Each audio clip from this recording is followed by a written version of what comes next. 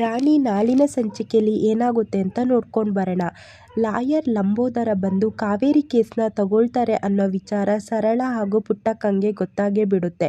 ಸತ್ಯ ಅಂತೂ ರಾಣಿನ ಕರೆದು, ರಾಣಿ ನೋಡು, ನಿಮ್ಮಮ್ಮನ ಕೇಸ್ನ ಇವರು ತಗೋಬೇಕು ಅಂತ ಇದ್ದಾರೆ, ಹಾಗಾಗಿ ಅವರಿಗೆ ಮೊದಲೇ ನಾವು ಅಡ್ವಾನ್ಸ್ ದುಡ್ಡು ಕೊಡಬೇಕು. ನೀನು ನಮ್ಮನೆ ಮಹಾಲಕ್ಷ್ಮಿ ಇದ್ದಂಗೆ, ನೀನೇ ಮೊದಲು ಕೊಡಮ್ಮ ಅಂತ ಆ ಕಡೆ ರಾಣಿ ಕೈಯಲ್ಲಿ ಸತ್ಯ ದುಡ್ಡನ್ನ ಲಂಬೋದರನ ಕೈಗೆ ಕೊಟ್ಬಿಡ್ತಾರೆ. ಇದನ್ನ ನೋಡಿ ಸರಳ ಮತ್ತು ಪುಟ್ಟಕ್ಕಂಗಂತೂ ತುಂಬ ಆಶ್ಚರ್ಯ ಆಗಿಬಿಡುತ್ತೆ.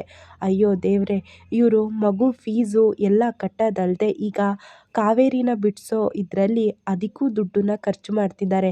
ಹೀಗಾದರೆ ನಂದು ಮತ್ತು ನನ್ನ ಮಕ್ಕಳು ಜೀವನ ಹೆಂಗಾಗುತ್ತಪ್ಪ, ನಾವಂತೂ ಬೀದಿಗೆ ಬರ್ತೀವಿ ಅಂತ ಪುಟ್ಟಕ್ಕಂಗೆ ಹೇಳ್ಕೊಳ್ತಾಳೆ ಸರಳ. ಆವಾಗ ಪುಟ್ಟಕ್ಕ ಇದ್ದವಳು, ಹೀಗೆ ಆದರೆ ನೀನು ಹಾಗೂ ನಿನ್ನ ಮಕ್ಕಳಂತೂ ಬೀದಿಗೆ ಬರೋದಂತೂ ಗ್ಯಾರಂಟಿ.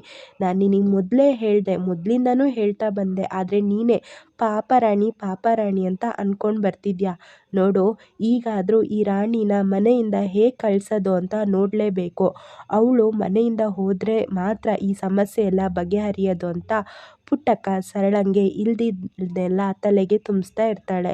ಕೊನೆಯದಾಗಿ ರಾಣಿ ಹೋದರೆ ಮಾತ್ರ ಇದೆಲ್ಲ ಸಮಸ್ಯೆ ಸರಿಯಾಗೋದು ಅಂತ ರಾಣಿನ ಕರೆದು ಈ ಕಡೆ ರಾಣಿಗಂತೂ ಅಪ್ಪನ ಹುಡುಕಬೇಕು ಅನ್ನೋ ಕುತೂಹಲ ತುಂಬ ದಿನದಿಂದ ದಿನಕ್ಕೆ ಜಾಸ್ತಿ ಆಗ್ತಿರುತ್ತೆ. ಅದು ಅಲ್ಲದೆ ಅಪ್ಪನ ವಿಚಾರ ಮಾಮಂಗೆ ಎಲ್ಲ ಗೊತ್ತುಂಟು, ಆದರೆ ಮಾಮ ಯಾಕೋ ನನ್ನ ಹತ್ರ ಹೇಳ್ತಾನೆ ಇಲ್ಲ ಅನ್ನೋ ವಿಚಾರನೂ ರಾಣಿಗೆ ಗೊತ್ತುಂಟು. ಈ ಕಡೆ ಪುಟ್ಟಕ್ಕ ರಾಣಿನ ಕರೆದು, ನಿಮ್ಮಪ್ಪ ಎಲ್ಲಿದ್ದಾರೆ, ಹಾಗೆ ಅವ್ರಿಗೇನು ಮಾಡ್ತಿದ್ದಾರೆ ಅಂತ ಎಲ್ಲ ವಿಚಾರ ನನಗೆ ಗೊತ್ತು ಅಂತ ಪುಟ್ಟಕ್ಕ ರಾಣಿ ಹತ್ರ ಹೇಳ್ತಾರೆ. ಆಗ ರಾಣಿ ಇದ್ದವಳು, ಏನು ಹೇಳ್ತಿದ್ದೀರಾ ಅಜ್ಜಿ, ನಿಮಗೆ ನನ್ನ ಅಪ್ಪ ಯಾರು, ಅವ್ರು ಎಲ್ಲಿದ್ದಾರೆ ಅಂತ ಗೊತ್ತುಂಟಾ ಅಂತ ಕೇಳ್ತಾರೆ. ಪುಟ್ಟಕ್ಕ, ಹೌದು ರಾಣಿ, ನಿಮ್ಮಪ್ಪ ಯಾರು, ಅವ್ರು ಎಲ್ಲಿದ್ದಾರೆ, ಈಗೆಲ್ಲಿದ್ದಾರೆ ಎಲ್ಲ ನನಗೆ ಗೊತ್ತುಂಟು. ಆದರೆ ಈ ವಿಚಾರ ಏನಾದ್ರು ನಿನಗೆ ಹೇಳಿದರೆ ನಿಮ್ಮ ಮಾವ ಇದ್ದಾರಲ್ಲ, ಸುಮ್ಮನೆ ಬಿಡಲ್ಲ, ಅವರಿಗಂತೂ ತುಂಬ ಸಿಟ್ಟು ಬರುತ್ತೆ, ಅವ್ನು ಮತ್ತೆ ಕೋಪ ಮಾಡ್ಕೊತಾನೆ ಅಂತ ಪುಟ್ಟಕ್ಕ ರಾಣಿಗೆ ಹೇಳ್ತಿರ್ತಾನೆ.